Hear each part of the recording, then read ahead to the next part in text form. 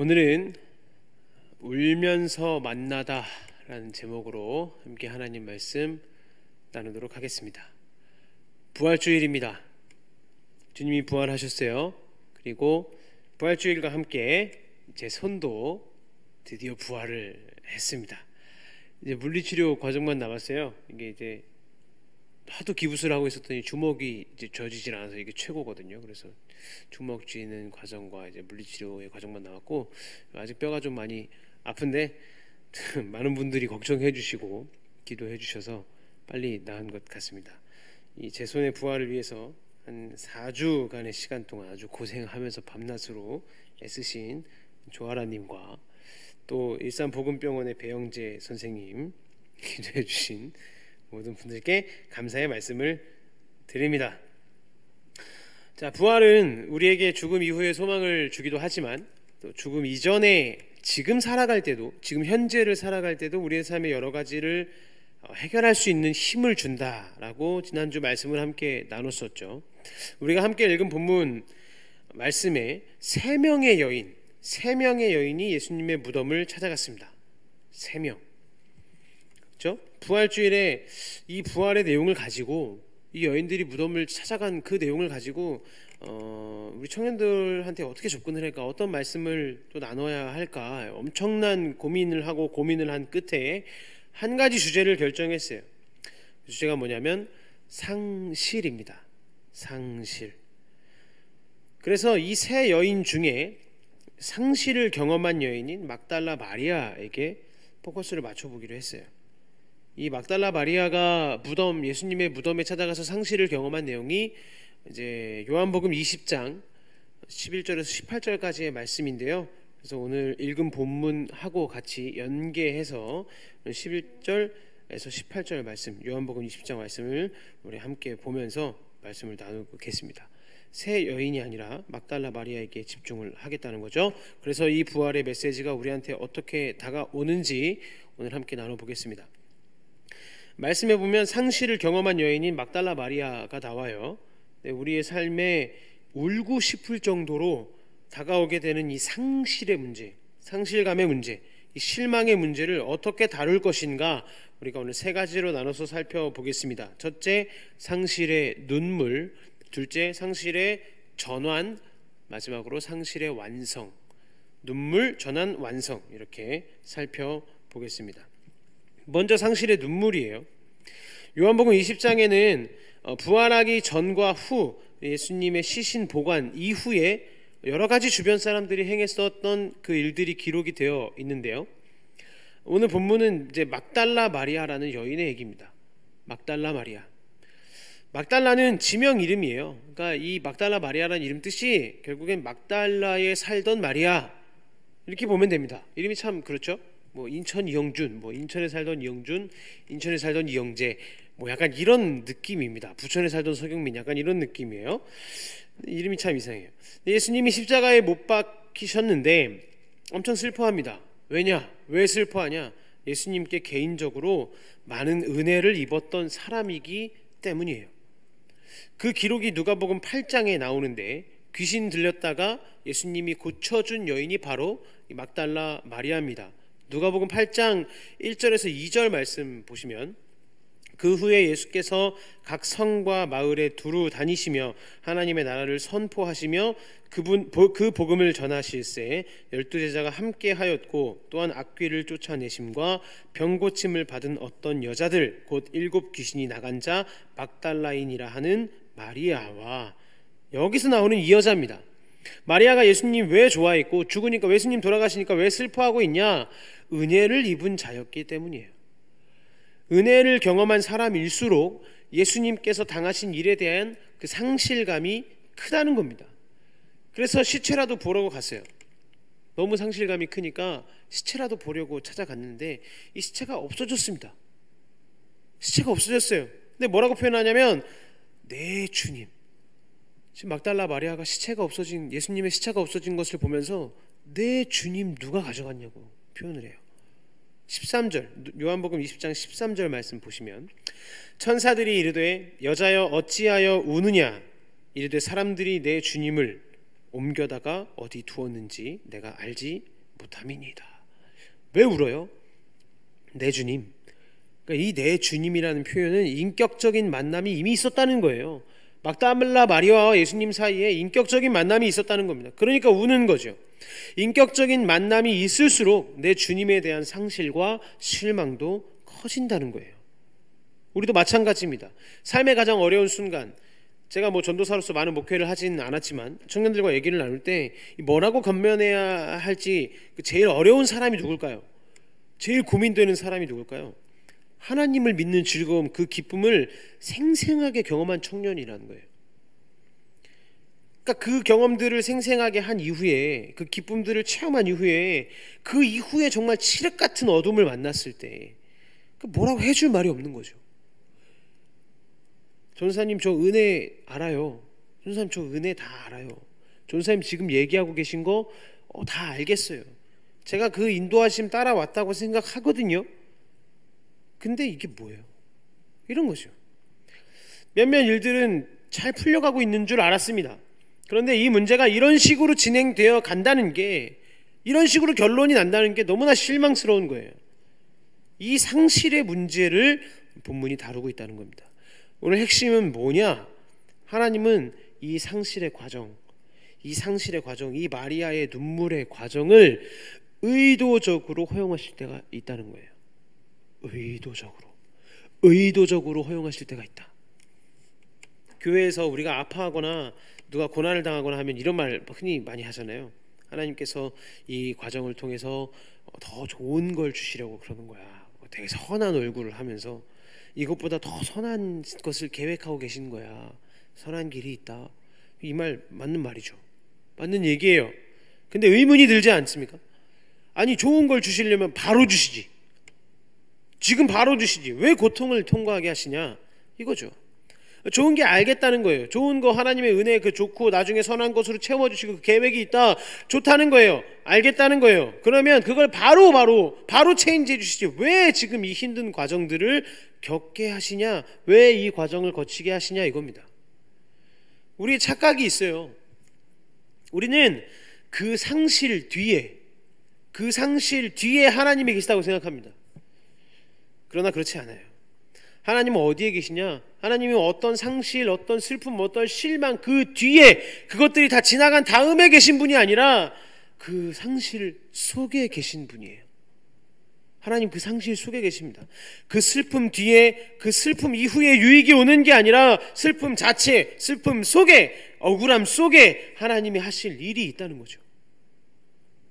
너무 죽을 것 같은 상황이지만 그 상황을 허용하시면서까지 내 상실을 쫓아 우리의 심령을 확장시키고 우리의 인생을 여실 때에 어쩔 수 없이 하나님이 그것을 허용하시는 과정이 있다는 거예요. 그 눈물을 허용하시는 과정이 있다고요. 오늘 그래서 요한이 의도적으로 대비를 시키는데 다른 제자들은 다 집으로 갔어요. 무덤이 나왔다가 집에 갑니다. 근데 마리아는 감정이 정리가 되지 않았어요. 이 상실감이 쉽게 정리되지 않는 거예요. 그러니까 누구는 갔는데 이 마리아는 상실감 때문에 머물렀다. 그러면 이 상실감을 통해서 뭔가 막 누구의 믿음이 좋고 나쁘고를 비교하는 게 아니라 하나님이 그 상실감을 통해서 이 여인에게 특별하게 하실 일이 있다는 겁니다. 그 상실감을 지금 만져주시겠다는 거예요. 그 상실감을 의도적으로 사용하셔서 뭔가 이 여인에게 하실 일이 있다는 거예요. 오늘 요한이 그래서 일부러 이 기록을 대비를 합니다. 요한복음 20장 10절 11절 말씀 보세요. 이에 두 제자가 자기들의 집으로 돌아가니라. 마리아는 무덤 밖에 서서 울고 있더니 울면서 구부려 무덤 안을 들여다보니. 울면서 뭐 했어요? 무덤 안을 들여다봤어요. 제자들이 다 가고 이제 지금 마리아가 어디에 머물러 있죠? 무덤에서 헤매는 기간이 있었다는 거예요.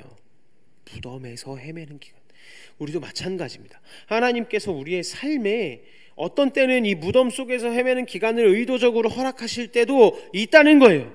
이 무덤을 거닐게 하실 때가, 이 무덤에서 무덤 안을 들여다보게 하실 때가 있다는 겁니다. 왜? 무덤에서 헤매는 그 시간 자체, 무덤에서 헤매는 그 기간 자체, 그 기간 속에서 하나님께서 하실 일이 있으시기 때문에, 이 상실을 통한 하나님의 인도하심을 거부하는 사람들의 특징이 뭐냐면, 이 상실을 통해서 하나님이 역사하신다, 하나님이 일하신다, 이걸 거부하는 사람들의 특징이 눈물이 사라지는 거예요. 그들은 울지 않아요. 눈물이 없어요. 삶에서 눈물이 사라집니다. 이게 바로 상실을 통한 하나님의 일하심을 거부할 때 우리의 삶에 나타나는 특징이에요. 눈물이 왜 사라지는가? 대부분 두 가지인데, 먼저 율법주의적인 메마름이 있습니다. 율법주의적 메마름. 이 생각을 간단히 정리하면 이거예요. 참으면 복 주실 거야. 야, 참으면 복 주실 거다. 그러니까 하나님을 산타클로스처럼 생각해요. 산타클로스. 상실 뒤에 하나님이 계시기 때문에 이 상실을 버텨야 됩니다. 이 상실을 버텨내야 돼요. 눈물을 참아야만 합니다. 그것들을 참아내야지 그 뒤에 하나님이 계신다고 생각을 하니까요. 동요로 번역된 노래 있잖아요. 머라이어 캐리가 많이 부르는 산타클로스 is coming to town. 울면 안 돼, 울면 안 돼, 이 노래예요.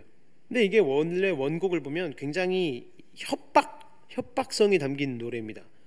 협박성이 담긴 동요예요. 우리나라 번역에 좀 순환을 시켜놓은 걸 뿐이죠. 원래 가사를 한번 보여드릴게요. You better watch out. 조심해. 한국말로 읽어드릴게요. 제가 영어에 요새 좀 울렁증이 있는지 영어 발음에 자신이 없어져가지고 한국말로 한번 읽어드리겠습니다. 조심해. 울지 않는 게 좋아. 퉁명스러운 입 좀 집어넣어. 이유를 말해줄게. 그분은 리스트가 있으셔. 2번이나 확인하셔. 2번이나. 누가 좋은 아이인지 확인하실 거야. 자, 이거 보면 중간까지는 좀 그럭저럭 괜찮아요. 뭐 야 울지 않는 게 좋아. 너 조심해야 돼. 내가 이유 얘기해줄게. 중간까지는 그럭저럭 괜찮은데 그 뒤부터 이제 협박이 시작됩니다. 산타클로스는 리스트가 있으셔. 블랙리스트. 산타클로스는 블랙리스트를 갖고 있다. 그런데 그분이 어떤 분이에요? 2번이나 확인하는 분이에요. 우리나라 가사는 산타 할아버지는 알고 계신데 이거잖아요. 산타 할아버지는 알고 계신데. 미국 산타 더 세요. 우리나라 산타보다 미국 산타가 더 센가 봐요. 누가 착한 애인지 누가 나쁜 애인지 2번이나 확인한다는 겁니다. 그 2번이나 확인하는 산타클로스라는 거예요. 그러니까 하나님도 이렇게 받아들여야 된다는 거죠. 좋은 게 뒤에 오니까 우리가 해야 할 일은 무엇인가? 슬프고 억울해도, 아무리 억울하고 막 슬퍼도 눈물 뚝 그치고 있으란 얘기예요. 좋은 일이 일어날 건데 왜 지금 불평하는 거죠? 네가 지금 힘들었다가 이걸 잘 견디고 네 시간이 잘 지나가면 나중에 좋은 일이 올 거야. 근데 지금 왜 불평하니? 왜 지금 불만하니? 그래서 어떻게 되냐면 초연함이나 냉담함으로 그 마음이 바뀌어버립니다. 이거 신앙 맞아요, 여러분? 이렇게 가는 신앙은 무조건 틀린 거예요. 신앙생활을 오래 한 사람일수록 야, 너 뭐 그런 문제를 가지고 울고 있어. 야, 너 뭐 그런 문제를 가지고 고민하고 힘들어해. 하나님이 선하게 이끌어 주실 줄 몰라? 이거 하나님을 율법주의적으로 뭔가 참아야지만 보상을 해주는, 상실 뒤에 어떤 복을 주시는 분으로 하나님을 착각한다는 거예요. 절대 이런 말들이 오가면 안 됩니다. 교회 안에서. 하나님 분명히 그 상실 속에 우리를 머물게 하실 때가, 의도적으로 머물게 하실 때가 있다는 거예요. 그럼 율법주의적인 메마름도 있고, 또 다른 하나는 자기중심적인 메마름이에요. 자기중심적인 메마름을 가진 사람들은 어떻게 하냐? 인생에 울 시간이 없다. 야, 우리 인생에 울 시간이 어딨냐? 왜? 내가 악을 쓰고 원하는 목표를 이루어야 되는 게 내 인생이라는 거예요. 바쁘게 달려가서 어떻게든 악을 쓰고 악바리로 이 목표를 이뤄내야 된다. 내가 오늘 이 자격증 따야 되고요. 내가 그 집 오늘 사야 되고요. 내가 악바리로 저축해서 이 일들을 이뤄내야 됩니다. 울지 않을 거야. 왜요? 참고 이겨내서 내가 원하는 상황을 만들어내야 된다는 거죠. 마치 들장미 소녀 캔디처럼. 그래서 우는 사람들을 되게 하찮게 여겨요. 이 사람들의 삶은 목표에 더 종속적이 됩니다. 자기가 하고 싶은 일을 마음대로 한다고 생각해요. 자기 딴에는 내가 하고 싶은 일 마음대로 하는 거야. 그런데 이런 사람들은 안 울어요. 울지 않아요. 울지 않는 대신 비교와 아쉬움에 더 많이 사로잡히게 됩니다. 왜냐? 내면에 이런 게 흐르는 거예요. 야, 내가 눈물도 참으면서 여기까지 왔는데, 내가 그렇게 힘들고 지치고 막 고통스러운 그 눈물까지 참으면서 내가 여기까지 왔는데, 눈물도 참아가면서 내가 이 인생을 살았는데, 이 일이 내 인생에 이루어지지 않는다는 건, 그 성과가 내게 오지 않는다는 건 나한테 절망이라는 거예요. 이 일을 방해한 너는 내 분노를 받아 마땅하다는 거, 내 분노를 쏟아내도 괜찮다는 겁니다. 근데 여러분, 그렇지 않아요. 목표를 이루려고 애쓰지 말고 하나님 앞에서 울어야 됩니다. 하나님께서 우는 과정을 통해서 정리해 나가신다는 거예요. 이게 하나님을 믿고 신뢰하는 사람의 증거인 눈물입니다. 하나님이 상실 속에 일하신다는 걸 믿고 우는 거예요. 이게 신뢰의 증거입니다. 여러분, 주식 투자하는 사람 주위에 혹시 있으세요? 주식 투자하는 사람들 보면 그걸 신뢰하고 그 주식을 기대했기 때문에 오후 한 2시쯤 되면, 혹시 그런 사람 보신 적 있으신가요? 막 호숫가에서 막 피부가 하얗고 까매지고 어두워지는 사람이 있어요. 하염없이 저 물을 막 바라보면서 막 표정이 어두워지는 사람들이 있습니다. 다 죄다 몰빵해 놨는데, 누구 막 믿는 소식통 하나 듣고 막 다 몰빵해 놨는데 스마트폰 보는데 막 계속 차트가 쭉쭉 내려가요. 그럼 왜 사람들이 어두워집니까? 왜 그들의 감정이 변하죠? 그것을 신뢰했고 의지했기 때문이에요. 그걸 믿고 그걸 신뢰하고 그걸 의지했는데 그게 점점 변해가고 내가 원하는 결과와 달라지니까 그들의 감정이 요동치는 거죠. 우리가 하나님을 신뢰하고 의지했으면 분명히 자연스럽게 나타나는 게 뭐냐? 하나님 때문에 감정이 요동치는 일이 나타난다는 겁니다. 내가 신뢰하고 있는 대상 때문에 우리의 감정은 요동치니까요. 그 하나님 때문에 일어나는 그 감정의 요동이, 그게 내가 하나님을 믿고 있다는 증거예요. 우리의 신앙 안에 그 하나님으로 인한 요동침, 그거 없으면 나는 하나님을 믿지 않고 있는 건지도 모릅니다. 제대로. 상실의 과정으로부터 오는 하나님의 일하심을 원천적으로 차단하는 방식은 눈물을 흘리지 않는 거예요. 내가 상실의 과정을 겪고 있는데 하나님의 일하심, 그걸 그냥 차단해버리는 방식이 눈물을 흘리지 않는 겁니다. 이게 사람이 하나님을 거부하는 방식이에요. 그리고 이 세대의 목소리입니다. 이 세대의 이 문화의 목소리는 뭐냐면, 야, 이 세상에서 네가 울 곳은 없어. 네가 뭘 잘했다고 울어. 그냥 참고 버텨. 이렇게 말한다는 거예요. 여러분, 기억하십시오. 하나님이 사라지면 우리의 삶이 당하는 저주는 이 세상에 네가 울 곳 없다는 그 목소리를 나도 모르게 받아들인다는 거예요. 그러나 그렇지 않습니다. 우리 인생에 누구나 상실을 경험할 거예요. 누구나 상실을 경험합니다.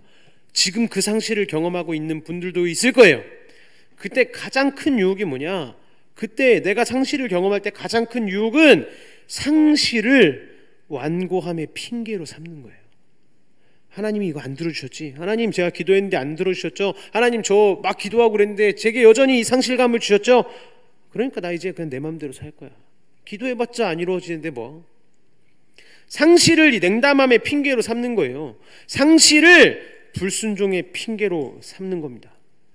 이게 마귀의 가장 큰 유혹이에요. 근데 전사님, 성경에 불평하지 말라고 되어 있는데요, 성경에 두려워하지 말라고 되어 있는데요, 성경에 염려하지 말라고 되어 있는데요, 그러면 울지 않고 참는 게 맞는 거 아닙니까? 전사님, 지금 성경하고 다른 얘기 하시는 건가요? 여러분, 성경을 잘 읽어보세요. 이렇게 하지 말라, 뭐 두려워하지 말라, 불평하지 말라, 염려하지 말라는 모든 것에는 전제가 있습니다. 전제가 뭐냐면 하나님 밖에서예요. 하나님 밖에서 두려워하지 않는 거고, 하나님 밖에서 불평하지 않는 거고, 하나님 밖에서 염려하지 마는 거예요. 무슨 말이에요? 하나님 밖에서 불평하지 말아라, 하나님 밖에서 염려하지 말아라, 하나님 밖에서 두려워하지 말아라. 그럼 반대로 얘기해 보세요. 하나님 안에서 모든 것을 해라. 하나님 안에서 불평해라. 하나님 안에서 염려해라. 하나님 안에서 두려워해라. 하나님 앞에서 울어야 됩니다. 상실을 처리하는 대상만 하나님이면 된다는 거예요. 하나님 앞에 나와서 욕설도 해야 돼요. 욕설할 때도 있어야 됩니다. 제가 얼마나 하나님께 많은 욕설을 했는지 몰라요. 하나님 앞에서 울어야 됩니다. 그때 우리의 출구가 나오고, 그때 그 울음 속에, 그 상실 속에, 마리아가 이 무덤을 헤매는 과정 속에서 하나님이 하시는 일들이 있다는 거예요. 이 상실의 눈물이 필요한 겁니다. 우리 인생이. 두 번째, 상실의 전환이에요. 전환. 그러면 우리 삶의 상실을 경험하는 과정 중에 하나님께서 마리아의 또 우리의 내면을 어떻게 변화시키셨는가? 두 가지 전환을 하게 하셨는데, 하나는 시각의 전환이고 또 하나는 사명의 전환입니다. 먼저 시각의 전환, 눈이 바뀐다는 거예요. 이 상실의 과정을 통해서 우리의 눈이 바뀐다는 건데, 오늘 천사가 슬픔 속에서 눈을 열어줍니다. 마리아의 눈을 열어줘요. 부활하신 예수님이 서 계셨어요. 근데 마리아는 이게 무덤지기는 무덤직인 줄 알았어요. 부활하신 예수님이 눈앞에 서 있는데 눈이 안 열려 있으니까 이게 무덤을 지키는 사람이구나. 그리고 새로운 시각을 열지 못했습니다. 예수님이 계시는데도 예수님한테 뭐라 그래요? 이보세요, 여기 시체 누가 가져갔어요? 이 시체 어디 갔습니까? 알려주시면 제가 좀 가서 찾겠습니다. 이게 부활하신 예수님을 만나기 전의 시각이라는 거예요. 이 시각이 언제 끝났을까요? 마리아가 예수님의 그 음성을 직접 들을 때 끝났습니다. 요한복음 20장 15절에서 16절 말씀 보세요. 예수께서 이르시되 여자여 어찌하여 울며 누구를 찾느냐 하시니 마리아는 그가 동산지기인 줄 알고 이르되 주여 당신이 옮겼거든 어디 두었는지 내게 이르소서 그리하면 내가 가져가리다. 우리 16절 같이 읽을게요. 시작. 예수께서 마리아야 하시거늘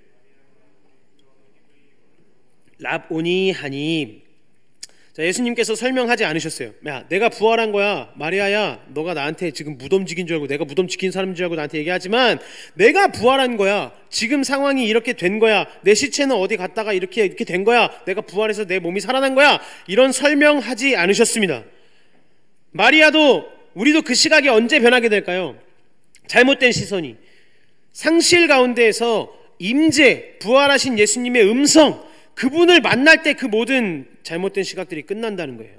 설명이 아니라 임재로 해결되는 겁니다. 아무리 설명을 들어도 몰라요. 아무리 누가 설명해줘도 알 수 없어요. 예수님의 방법은 임재였습니다. 지금 요한이 일부러 이렇게 기록을 하고 있는 거예요. 신약성서는 헬라어로 기록되어 있습니다. 그죠? 여기서 랍온이란 말은 16절에 나오는 랍온이라는 말을 왜 썼을까요? 다 이유가 있는 겁니다. 그냥 쓴 게 아니에요. 요한은 다 계획이 있는 겁니다. 예수님이 마리아야 부르시니까 마리아가 돌아보면서 라보니라고 얘기했단 말이죠. 왜 일부러 이 말을 썼냐? 마리아가 예전에 말했던 방식 그대로, 예수님이 죽으시기 이전에 예수님을 불렀던 라보니라는 그 단어, 그 방식 그대로 부활하신 이후에도 그분이 여전히 살아계시는구나. 여전히 예전에 그 말을 했던, 여전히 내가 그분을 불렀던, 내가 은혜를 누리면서 예수님을 불렀던 그 말, 지금도 그대로 했을 때 예수님께서 응답해 주시는구나. 이걸 전달하기 위해서 요한이 지금 이렇게 기록하고 있는 겁니다. 이게 무슨 말이에요? 마리아가 언제 상실감이 해결됐다고 그랬죠? 설명이 아니라 그분의 임재, 그분의 음성을 들었을 때, 하나님의 음성을 들을 때, 라보니, 마리아야, 라보니, 나와 예수님의 관계가 여전히 유효한 거구나. 예수님이 죽으셨다가 지금 나타나셨지만 여전히 내가 상실 속에 있지만 그분과의 관계는 아직도 유효한 거구나. 부활의 예수님을 만날 때 모든 게 해석된다는 겁니다. 우리가 삶을 살아갈 때 하나님께서 구체적인 것을 알려주실 수 있어요. 막 살다 보니까 하나님이 이 직장을 가라고 하시는구나. 내가 막 기도를 하고 열심히 하다 보니까 하나님이 여기에 나를 보내셨구나. 확신이 들었어요. 그래서 내가 이 학교를 가는 거구나. 그러나 그런 게 안 보일 때도 너무 많습니다. 그죠? 지금 나는 왜 여기 서 있지? 지금 내가 여기서 뭐 하고 있는 거지? 내가 이 회사에 보내진 목적이 뭘까? 이게 보이지 않을 때가 너무나도 많아요. 이해되지 않을 때가 너무 많습니다. 안 보여요. 그럴 때 우리 인생에 어떻게 해야 되냐는 거예요. 보이지 않을 때. 하나님 설명해 주십시오. 왜 이런 일이 내 인생에 벌어진 겁니까? 하나님 저는 어디로 가야 됩니까? 설명해 주십시오. 하나님 이해되지 않는 게 너무 많습니다. 근데 아무 설명이 없단 말이죠. 하나님, 예수님은 아무 설명 안 하세요. 이걸 어떻게 해야 할지 점점 지쳐만 가는 거예요. 그러나 오늘 예수님이 우리에게 뭐라고 하셨어요? 설명해 줄게, 이게 아니라, 너 왜 그런지 내가 설명해 줄게, 이게 아니라, 마리아야. 이 말 한마디로 다 풀렸습니다. 마리아야. 그럼 예배 시간이 뭐예요? 예배 시간은 우리를 부르시는 시간이에요. 하나님이. 마리아야. 그 부르심에 우리가 가지는 예배의 확신이 뭐냐면, 내가 하나님을 부르는 방식, 하나님, 주님, 나의 주님, 나의 왕이시여. 우리가 기도할 때 부르는 말들 있잖아요. 각자가 예수님 하나님을 부르는 말들 있잖아요. 지금도 여전히 듣고 계시는 그분이 상실 속에서도, 나의 상실감 속에서도 여전히 그때처럼 은혜를 주시는 그분이 이 예배를 통해서 내게 보인다는 겁니다. 울면서 하나님을 만나게 된다는 거예요. 그리고 그 하나님을 만나면 내 안에 있는 상실감들이 풀린다는 겁니다. 어떤 여자분 얘기인데 30년 동안 결혼 생활을 하다가 이 가정의 문제로 이혼을 하게 됐어요. 혼란이 찾아온 거죠, 삶에. 30년을 잘 살다가 이혼을 했어요. 30년 동안이나 결혼 생활을 했는데 이혼하게 되니까 얼마나 힘들겠어요. 요새 부부의 세계라는 드라마가 아주 난리죠. 저도 막 시간이 되면 조금씩 이렇게 보는데 이혼한 그 사람들의 감정을 너무 잘 표현해놔가지고 이분도 엄청나게 힘드셨을 거예요. 그죠? 침대에 앉아서 이분이 울고 있었어요. 눈물을 흘리고 있는데 이제 이런 마음이 드는 거죠. 이제 내가 내 손에서 결혼 반지를 빼야 될 때가 왔구나. 30년이나 흘렀지만 이 손에서 내가 이제 결혼 반지를 빼야 되겠구나. 근데 주님, 이해가 되지 않습니다. 왜 저한테 이런 일이 벌어지나요? 말씀을 붙들어 보려고 성경책 펴고 이제 시편을 읽다가 그 말씀 안에서 막 회복이 되기 시작하는데 이 시편을 읽고 하나님의 성품 두 가지를 이분이 깨달았다는 거예요. 시편 62편 11절 12절 세번역 성경으로 앞에 띄워져 있습니다. 한번 보세요. 하나님께서 한 가지를 말씀하셨을 때 나는 두 가지를 배웠다. 이 시편 말씀을 통해서 두 가지를 배웠다는 거예요.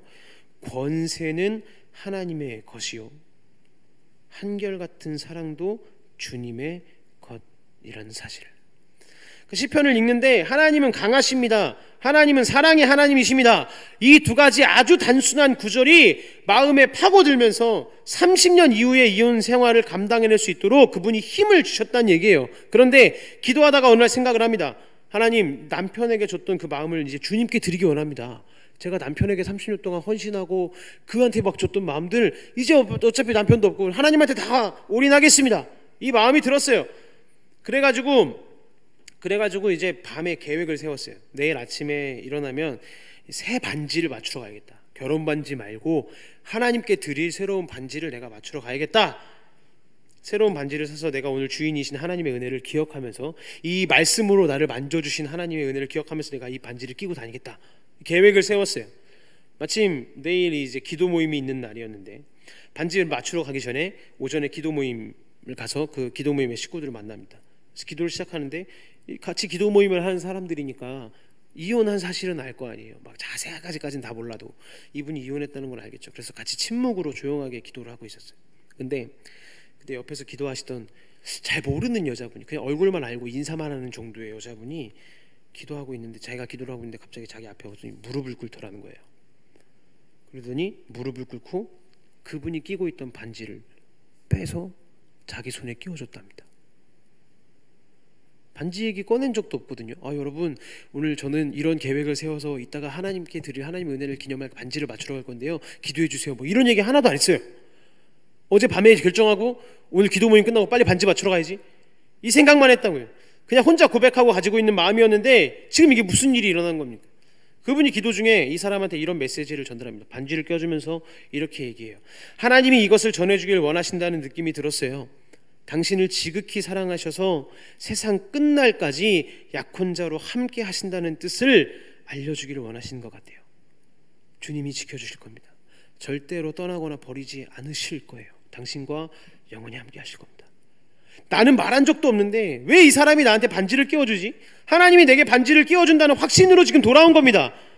그분이 반지를 끼워주는 이 경험이, 내가 잘 알지도 못하는 사람이 나한테 와서 반지를 끼워주는 이 행동이, 하나님이 나에게 이 반지를 끼워주시는구나, 이 확신으로 다가오는 거예요. 정말 작은 이 체험 속에서 이 반지 하나를 통해서 뭘 깨닫게 되냐, 모든 상황의 의미를 정확하게는 모르겠지만, 내가 모든 걸 다 이해할 수는 없겠지만 하나님이 지금 내 상실 속에 함께하고 계시구나. 그러면서 이분이 이렇게 고백을 합니다. 하나님의 뜻을 알 필요는 없었다. 지금 내게 필요한 건 그분 자체였다. 마리아가 무덤을 헤매면서 경험한 게 이거라는 거예요. 마리아야, 라보니, 이거면 된다는 겁니다. 여러분, 이런 경험 있으세요? 여러분, 제가 대학교 1학년 때 정말 죽을 만큼 힘들었던 적이 있었거든요. 가정도 관계도 학업도 너무 다 지치고 힘들고 돈도 없고.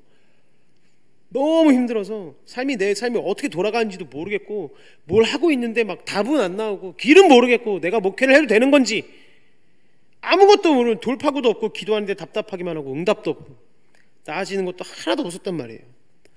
내일 자고 일어나면 괜찮을까? 오늘 좀 일찍 자볼까? 잠은 안 오는데 겨우 간밤에 그냥 뜬 눈으로 밤 지새우고 나면 전혀 바뀌지 않아요, 하루가. 그래서 그때 맨날 학교에 있는 침묵기도실 가서 막 기도하고 그랬어요. 답이 없는데도 매달려 보려고. 눈물도 안 나요. 근데 그때 그러다가 이제 신앙 수련회 기간이 돼서 마음 먹고 기도를 하려고 강사님 말씀이 끝나고 이제 강단 앞으로 나와서 십자가 밑에서 기도하라 그러시더라고요, 강사님이. 그래서 나갔어요. 십자가를 붙잡았습니다. 이제 서울신학대학교 대강당 대예배실에 가면 되게 큰 십자가가 있거든요. 그 십자가 쪽에 이렇게 손 뻗고 붙잡으려고 그렇게 하고 기도를 하는데 기도가 안 돼요. 되게 답답합니다, 마음이. 눈물도 안 나던 그때에 한 친구가 제 어깨를 감싸더니 울면서 기도하는 거예요. 저는 제가 기도도 안 되는 상황에 눈물이 안 나는데 그 친구가 저를 위해서 막 펑펑 울면서 기도를 하더라고요. 그때까지 뭐 얘기를 많이 나눠본 친구도 아니었고 제 상황 이런 거 뭐 전혀 모르는 친구였어요. 동기지만 그냥 지나가면서 인사 정도 하는 동기. 한참을 울면서 기도를 해주더니 저보고 그러더라고요. 야, 영준아, 내가 기도하다가 자꾸 네가 보여. 네가 자꾸 보여서 내가 보는데 안아주라는 마음을 주시더라고. 널 보니까 내가 눈물이 났어. 하나님도 엄청 사랑하시나 봐. 거기에 제가 터졌어요. 진짜 펑펑 울면서 하나님을 다시 만났습니다. 여러분, 이해가 되지 않아요. 우리 인생에 이해가 되지 않는 일들 투성입니다.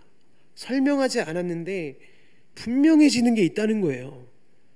신기하지 않으세요? 내가 당한 일들, 내가 지금 겪은 것들 분명히 나에게 충격이고 분명히 내게 상실이고 분명히 내게 아픔입니다. 그런데 뭔가가 분명해진다는 거예요. 무덤 속에서 필요한 건 설명이 아니에요. 내 시체가 어떻게 부활했는지 아니? 내 설명해 줄까? 나는 이렇게 부활했어. 이거 아닙니다.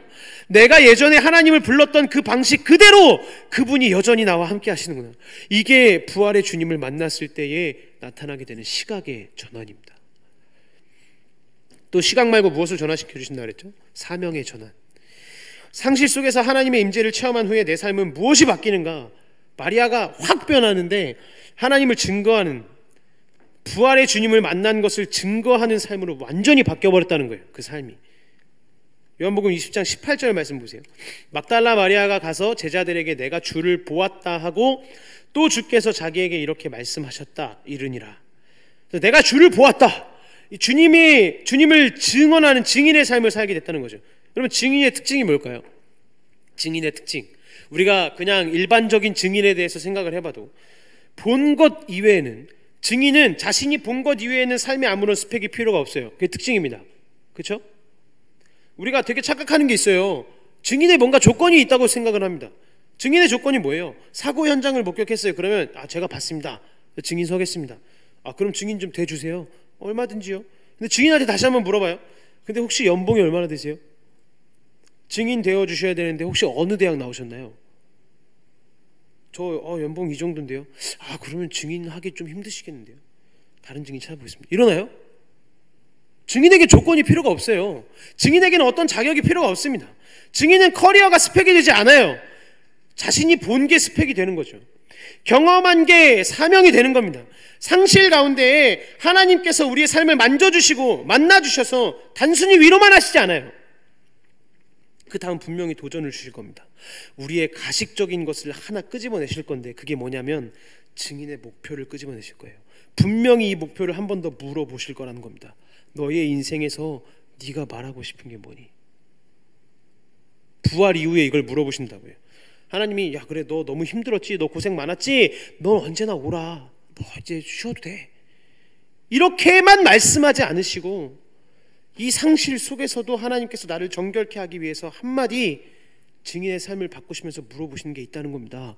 증인의 목표, 내 삶을 끄집어내시고 내 가식을 다 뒤집어 놓으시면서 너의 인생이 진짜 하고 싶었던 게 뭔지를 보게 하실 거라는 말이에요. 네가 연봉이 많다는 거, 네 실력이 있었다는 거, 네 외모가 괜찮았다는 거, 네가 좋은 가정에 살았다는 거, 결국은 사업에 성공하고 좋은 회사 취직해서 좋은 학교 들어가서 교회에 네가 고개 빳빳이 들고 올 수 있다는 거, 그 자체를 네 인생을 통해 말하고 싶어하는 거구나. 이걸 깨닫게 하실 겁니다. 상실 가운데 우리의 마음이 정말로 정직한지, 내 삶에 찾아오는 그 상실 안에 내 마음이 정말로 하나님 앞에 정직한지 하나님께서 돌아보게 하신다는 거예요. 너 그래 네 인생을 통해서 뭘 말하고 싶은데? 은혜로 사업 성공했다는 걸 말하고 싶은 거니? 은혜로 좋은 대학 들어갔다는 걸 말하고 싶은 거니? 하나님은 우리가 뭘 말하고 싶어 하기를 원하시냐? 하나님께서 내게 주신 은혜. 은혜 때문에 내가 뭘 잃었다가 아니라 하나님께서 내게 주신 은혜. 우리는 자꾸 내 노력이나 내 재능을 말한다는 거예요. 그거 아닙니다. 내가 선 이유는, 내가 지금 여기에 서 있는 그 기반은 주님의 은혜입니다. 은혜로 제가 서 있습니다. 이 한마디를 원하는 게 정말 맞는 건지 부활하신 주님이 다시 돌아보게 하신다는 거예요. 누가 물어봐요. 당신 왜 이렇게 성실하세요? 당신 왜 이렇게 저한테 물어본다는 얘기가 아닙니다. 저는 그렇게 성실하지 않아요. 당신 왜 이렇게 성실하세요? 착각하고 이렇게 말한다는 거예요. 제가 원래 좀 일찍 일어납니다. 저 원래 잠이 좀 없어요. 또 이렇게 얘기합니다. 제가 고난을 한번 좀 당해보니까 좀 성실해졌네요. 이거 아니라는 거예요. 임재를 경험한 사람은 뭐라고 대답합니까? 당신 왜 이렇게 성실하세요? 그분의 성실하심을 제가 봤기 때문입니다. 이게 은혜 받은 자의 고백이에요. 당신 왜 인내하십니까? 제가 뭐 좀 화를 잘 참습니다. 그래서 살다 보니까 참아지던데요. 여러분 직장 생활 좀 해보세요. 그러면 웬만한 건 다 참아질걸요. 이게 도대체 무슨 얘기입니까? 당신 왜 이렇게 잘 참습니까? 왜 인내하세요? 하나님이 나를 향해 인내하셨음을 내가 느꼈기 때문입니다. 당신 왜 이렇게 정직하십니까? 제가 살아보니까 정직한 게 더 좋더라고요. 낫더라고요. 이게 아니라 나에게 숨김이 없으신 그분을 내가 만났기 때문입니다. 우리가 경험한 하나님의 성품, 하나님의 임재, 그 체험에 근거한 변화가 있으신가요? 그게 증인의 스펙이에요. 우리의 성취든 고난이든 언제나 동일하게 하나님께서 증인의 목표가 무엇이냐고 물으실 때에 우리를 깨달아야 할 것은 은혜로 제가 이 자리에 서 있습니다. 주님의 은혜로 제가 이 자리 가운데 있습니다. 이게 증인의 삶의 목표가 되어야 합니다. 마지막으로 상실의 확신이에요.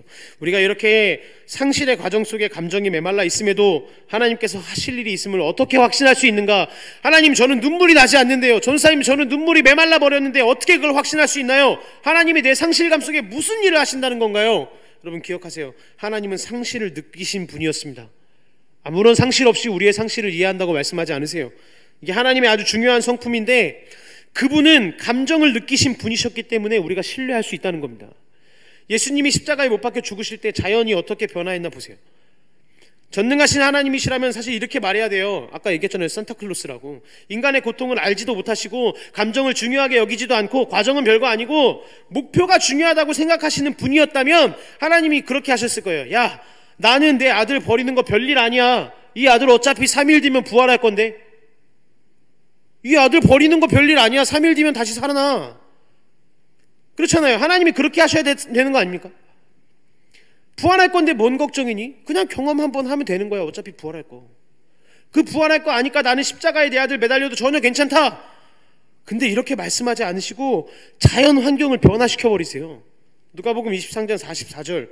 때가 제6시쯤 되어 해가 빛을 잃고 온 땅에 어둠이 임하여 제9시까지 계속하며.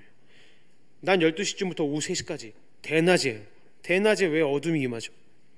상실의 과정을 통과하시는 그 하나님 아버지의 마음을 느낄 수 있는 겁니다.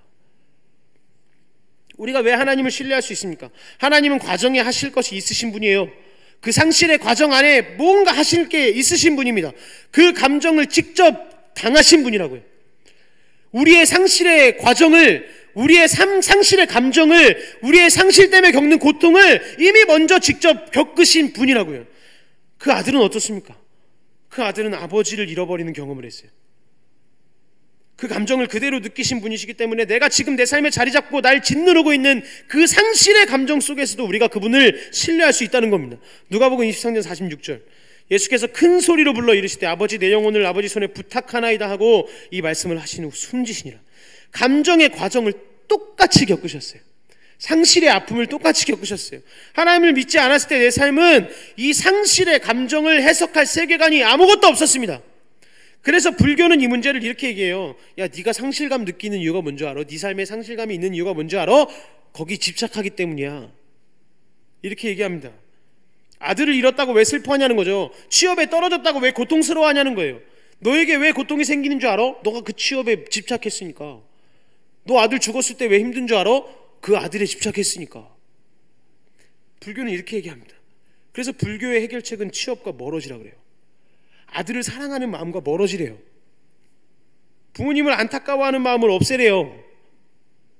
감정 자체를 포기하는 걸 해결책으로 제시합니다. 그러나 여러분, 기독교는 절대 그렇지 않아요. 우리가 십자가를 볼 때에, 어둠이 임하는 것을 볼 때에 알 수 있는 게 뭐냐? 하나님은 감정이 있으신 분이다. 그 감정을 아시는 분이고 그 감정의 과정을 절대 필요 없게 내버려 두시는 분이 아니라는 겁니다. 내 감정이 존중받고 있구나. 예수님이 십자가에 못 박히신 것을 우리는 이렇게 읽어야 되는 거예요, 여러분. 내 감정이 존중받고 있구나. 십자가 사건을 통해서 내가 어떻게 위로를 받냐? 막 교회에서 십자가 얘기하고 맨날 십자가 은혜로 돌아가야 됩니다.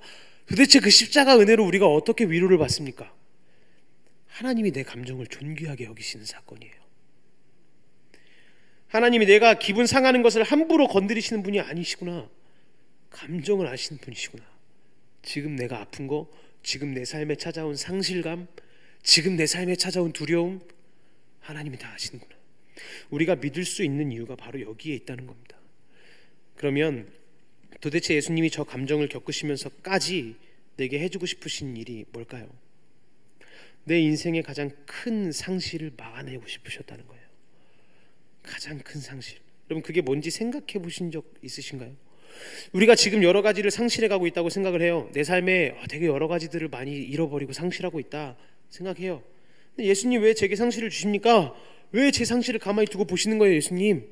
예수님이 진짜로 막고 싶으셨던 상실이 하나 있습니다. 우리가 정말 절대로 잃지 않기를 원하셨던 거. 그게 뭐냐면 하나님을 잃어버리는 거예요.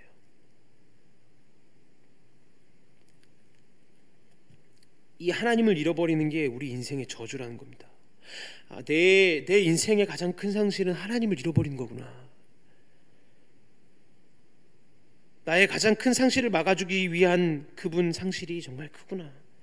여러분, 그분은 뭘 잃어버리셨다고 그랬어요? 아버지를 잃어버리셨다고요. 아버지를 잃어버리시는 그 상실의 감정을 고스란히 겪어내시면서 내가 가장 중요한 분을 잃어버리지 않을 수 있도록 내게 부활의 길을 여신 그분이 나의 하나님이시라면, 우리의 하나님이시라면, 내 한 주간의 삶이 다 이해되지 않아도, 내 한 주간의 삶이 다 이해할 수도 없고 설명되지도 않지만 우리가 한 가지는 분명하게 확신할 수 있는 겁니다. 내가 지금 걸어가는 이 길이 예수 안에서 이 상실을 경험하는 삶, 상실의 고통을 경험할 때마다 새로운 길을 여는 수단으로, 결코 내가 가져야 될 것을 잃어버리는 상황으로 하나님께서 몰고 가지 않으실 것이다. 그것을 우리가 우리의 삶에 확신할 수 있다는 거예요. 말씀을 마칩니다. 어떤 사역자가 아프리카에 있는 앙골라 교도소라는 데 갔어요. 아프리카 왼쪽 어디 지방에 있는 교도소인데, 그 교도소 안에 가석방 불가인, 그러니까 절대로 이제 거기 감옥 안에서 못 나오는 무기징역 복역수 30대 청년이 있었습니다. 평생을 그 안에서 살아야 되는 거죠. 사역자가 이런저런 얘기들을 나누다가 질문을 던졌어요. 형제님, 이곳에서 이제 나가지도 못하고 평생 남은 인생을 여기서 살아야 된다는 사실을 당신은 어떻게 받아들이십니까? 어떻게 받아들이세요?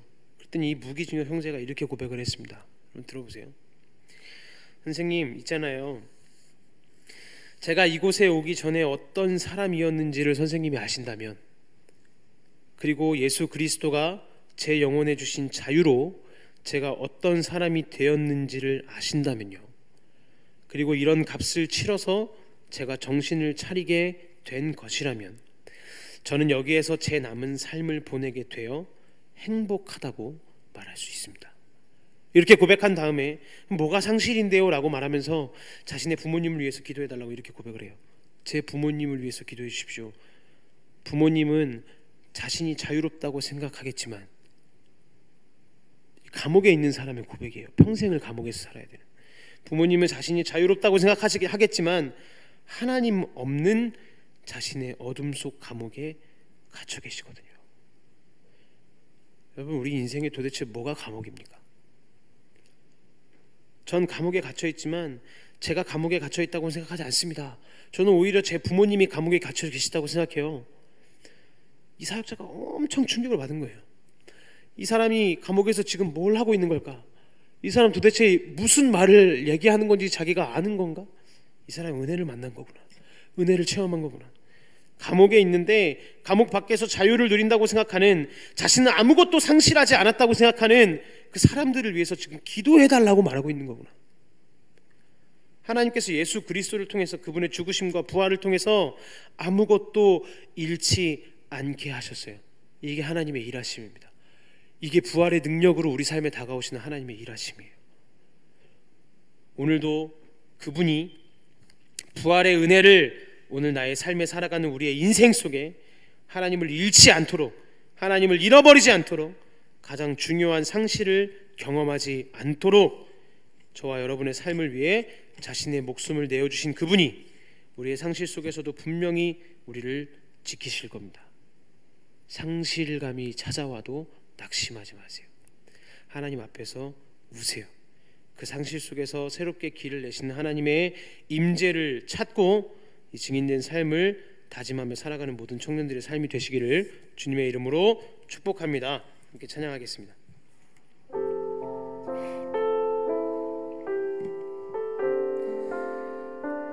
여러분, 들은 말씀을 기억하면서 이 찬양을 여러분 믿음의 고백으로 함께 고백했으면 좋겠습니다.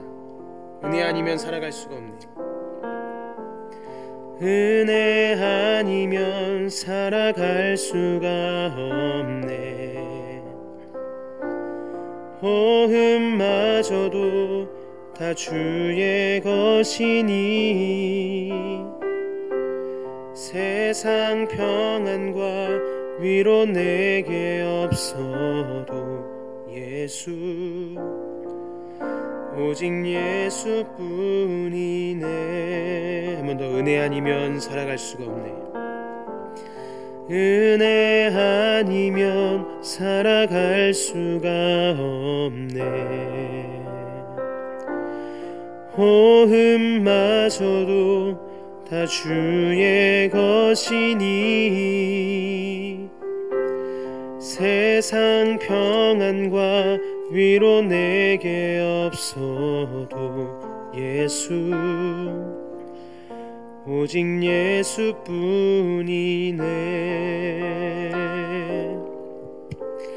크신 계획 다 볼 수도 없고 작은 고난에 지쳐도 주께 묶인 나의 모든 삶 버티고 견디게 하시네. 은혜 아니면 살아갈 수가 없네. 나의 모든 것 다 주께 맡기니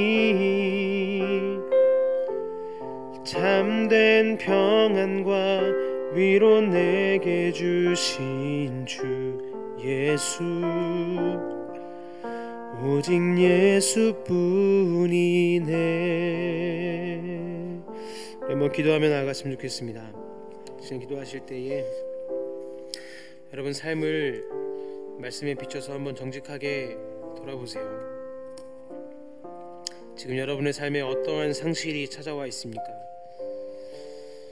어떠한 상실이 나를 힘들게 하고, 어떤 상실의 모습이 나를 무너뜨리려 하고, 어떤 상실감이 나를 짓누르고, 어떤 상실감이 나의 믿음을 연약하게 하고 있습니까? 부활하신 주님은 자신의 부활을 설명하시는 게 아니라, 자신의 부활을 이렇게 얘기하시는 게 아니라, 내가 네 삶에 왜 이러는지를 구구절절히 다 설명하시는 분이 아니라 그저 눈물로 우리의 마음을 이해하시고 그 십자가의 고통 안에서 우리의 상실감을 이해하시고 그 마음으로 우리의 이름을 불러주시는 분입니다.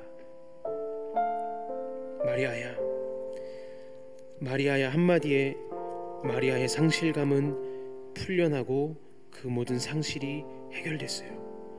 여러분, 이런 은혜를 체험하며 살아갈 수 있다면, 이런 부활의 은혜와 능력을 우리가 우리의 삶 속에 날마다 경험하며 살아갈 수 있다면 얼마나 행복하겠습니까?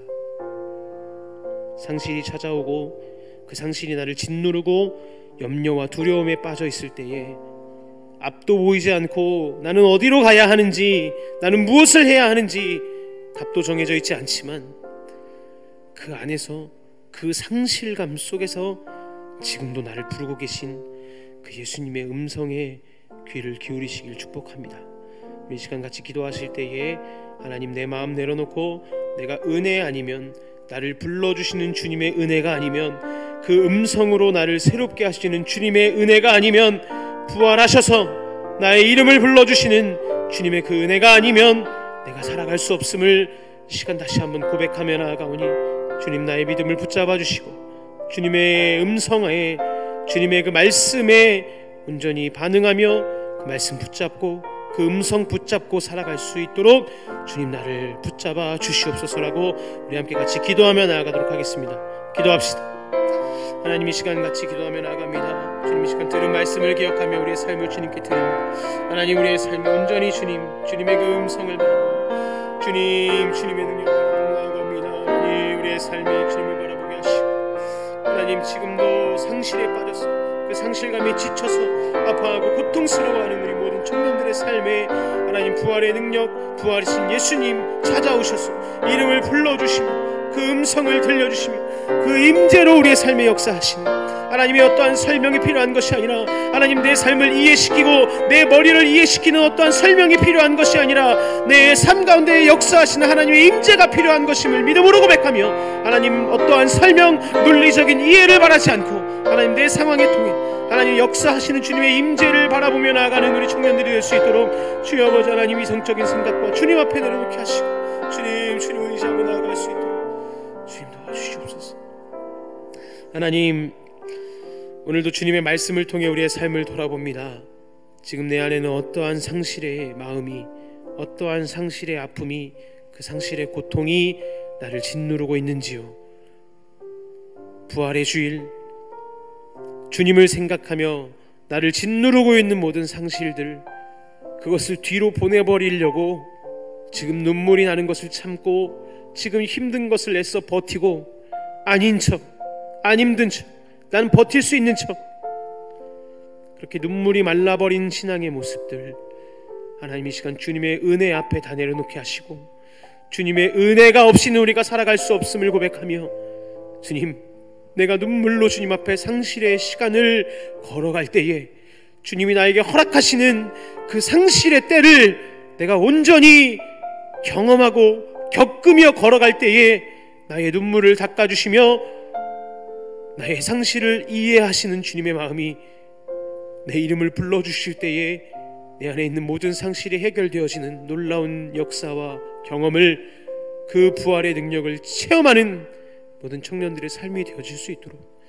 주님, 우리의 삶을 붙잡아 주시고 우리의 믿음을 온전케 하시고, 우리가 온전히 주님 앞에서 눈물 흘리며 주님 바라볼 수 있도록 하나님, 우리와 함께해 주시옵소서. 감사를 드리며 이 모든 말씀 지금도 살아계셔서 우리와 함께 하시는 예수님의 이름으로 기도드렸습니다.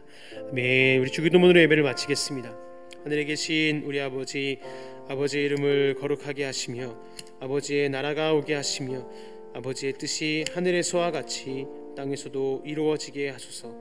오늘 우리에게 일용할 양식을 주시고 우리가 우리에게 잘못한 사람을 용서하여 준 것 같이 우리 죄를 용서하여 주시고 우리를 시험에 빠지지 않게 하시고 악에서 구하소서. 나라와 권능과 영광이 영원히 아버지의 것입니다. 아멘.